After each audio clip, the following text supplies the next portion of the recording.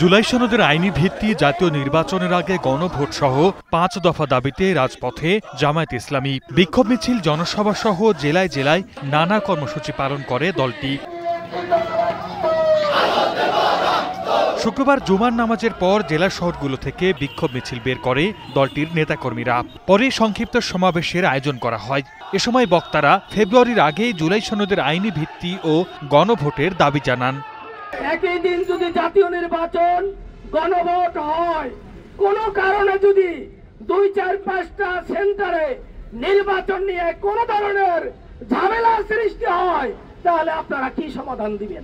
জাতীয় নির্বাচনের আগে জুলাই সনদের আইনি ভিত্তি প্রদান করে গণভোট সম্পন্ন করুন, নতুবা যাদের আনুকূল্য নিয়ে আপনারা এখানে বসেছেন সেই তথ্যে তা শুধু নড়বড়ে হয়ে যাবে। কক্সবাজারে দলীয় কর্মসূচিতে অংশ নিয়ে দলটির সহকারী secretary general AHM Hamidur Rahman Azad বলেন, একই দিনে গণভোট ও জাতীয় নির্বাচনের ঘোষণা দিয়ে জুলাই সনদ বানচালের ষড়যন্ত্র করা হচ্ছে। মাননীয় প্রধান উপদেষ্টা, আপনি জাতির প্রতি অবিচার করেছেন। অবিলম্বে আপনার বক্তব্য আপনি প্রত্যাহার করে নেন। একই দিনে গণভোট বাংলার জনগণ মানে না।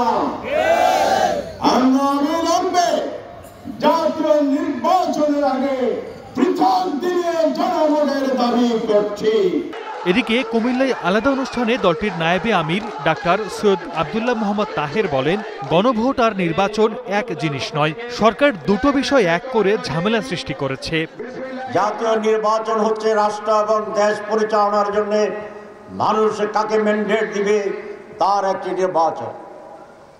আর গণভোট হচ্ছে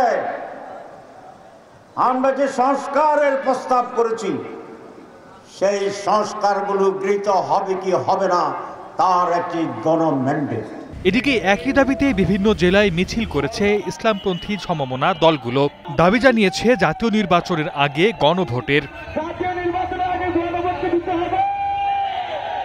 সর্দার মোহাম্মদ আরিফ, স্টার নিউজ।